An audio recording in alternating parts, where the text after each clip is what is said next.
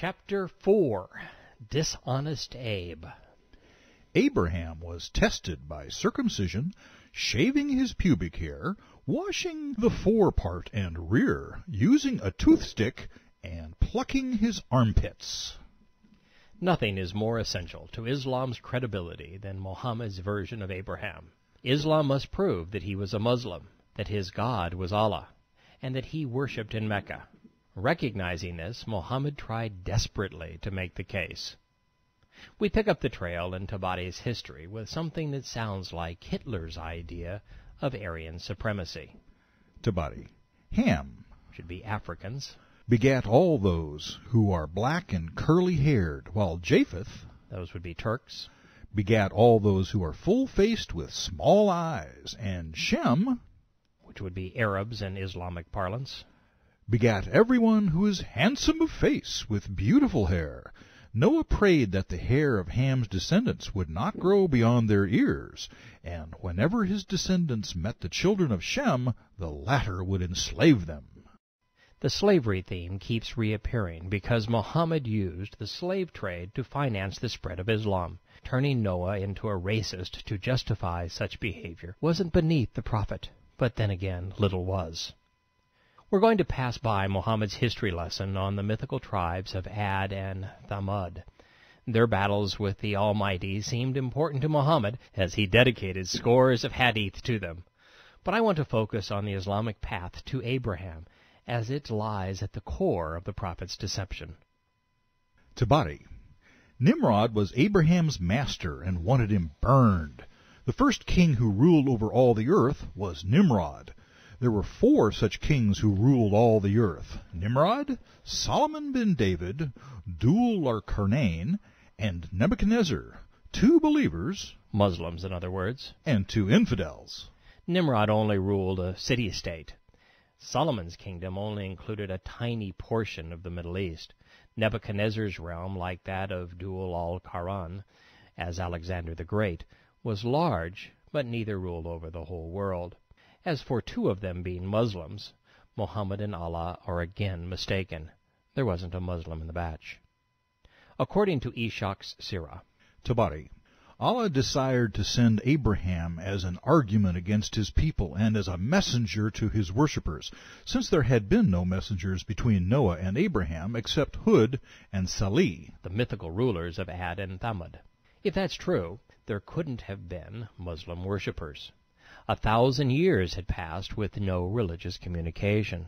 Allah said he destroyed the Ad and Thamud, and he never suggests that Abraham visited them. So in an attempt to establish a religious context for his scam, Muhammad destroyed it. The scenario he has just laid out precludes worshippers, and without them, all he has shared thus far concerning the establishment of Islamic rites and the veneration of the Kaaba could not have been passed along. As time drew near, the astrologers came to Nimrod, saying, "We have learned from our Lord that a boy will be born in this city of yours, who will be called Abraham. He will abandon your religion and break your idols in such and such a month and year." Muslims are attempting to bestow on Abraham, whom they view as the father of Islam, the same kind of birth announcement enjoyed by Yeshua, the founder of Christianity. But they didn't have a clue when either man actually lived. Both secular and scriptural histories tell us that Muhammad died centuries before Abraham was born.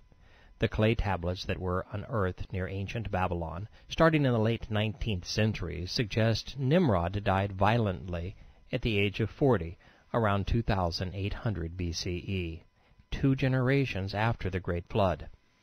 Apart from the Bible, Abraham is not as well known. Yet archaeologists have been able to confirm the biblical accounting of when he lived by unearthing the places the scriptures say he visited, or that coexisted during his time. They have found dozens of corroborating artifacts that confirm Abraham lived between 2100 BCE and 1950 BCE. These men were not contemporaries. Since their lives were separated by 700 years, everything Muhammad claims about them is both suspect and uninspired. Tabari. Another story about Abraham is that he rose over Nimrod so bright that it blotted out the light of the sun and the moon. He became frightened and called the magicians, soothsayers, and prognosticators to ask about it. They said, "A man will arise in your domain, whose destiny is to destroy you and your rule." Nimrod lived in Babylon, but he left his town and moved to another, forcing all men to go with him, but leaving the women. He ordered that any male child who was born should be slain. This is a blatant, although not believable, ripoff of the Star of Bethlehem that directed wise men to Yeshua, and of King Herod killing the male children born that year in Bethlehem. The Bible tells us that Abram, the future Abraham, was born in Ur, the great Chaldean city, to Terah. His journey to the Promised Land is detailed in Genesis 11. Muhammad says, "Some task in Babylon came up for which Nimrod could trust only Azar, the father of Abraham. He sent him to do the job, saying, 'See that you do not have intercourse with your wife.' Azar said to him, 'I am too tenacious in my religion for that.' But when he entered Babylon, he visited his wife and could not control himself. He had intercourse with her and fled to a town called Ur." Tabari.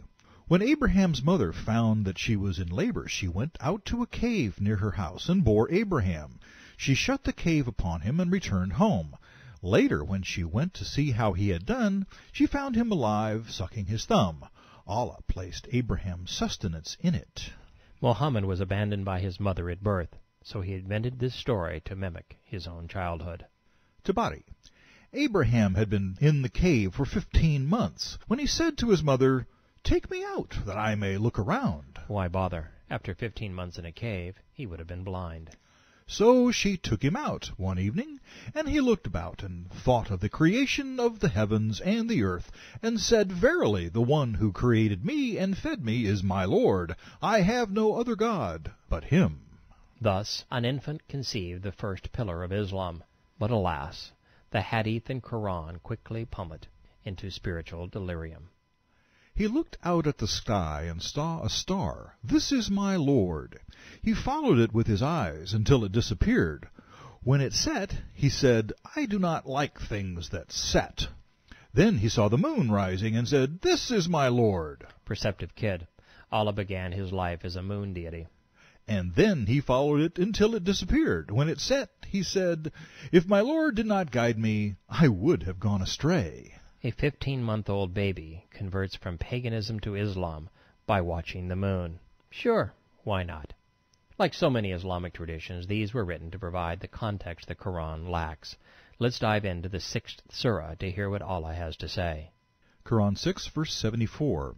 When Abraham said to his sire, Azar, "Why do you take idols for gods? I find you and your people in manifest error." Thus we showed Abraham the visible and invisible kingdom of the heavens and earth, that he might be of those who are sure and believe.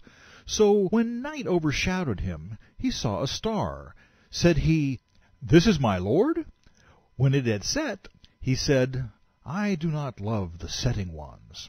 When he saw the moon rising, he said, "This is my Lord?" When it set, he said, "If my Lord had not guided me, I would have been of the erring people who go astray." This is embarrassing. The conversation condemns the message. After Allah showed Abraham his kingdom so that he might be sure, the Islamic babe turns to the sky, the source of idols, and says, "This is my Lord." What is it about Islam that turns everyone's brains to mush, Allah's included? Quran 6, verse 78. Then when he saw the sun rising, he said, "My Lord is surely this, the greatest of all." So when it set, he said, "O my people, I am through with those. Surely I have turned my face toward him who originated the heavens and the earth, and I am not a polytheist." The sun, the most popular pagan deity, is now God. Never mind that it was the moon in the preceding tradition. After becoming an idolater, he magically turns and says he's through with idols. And after asking a star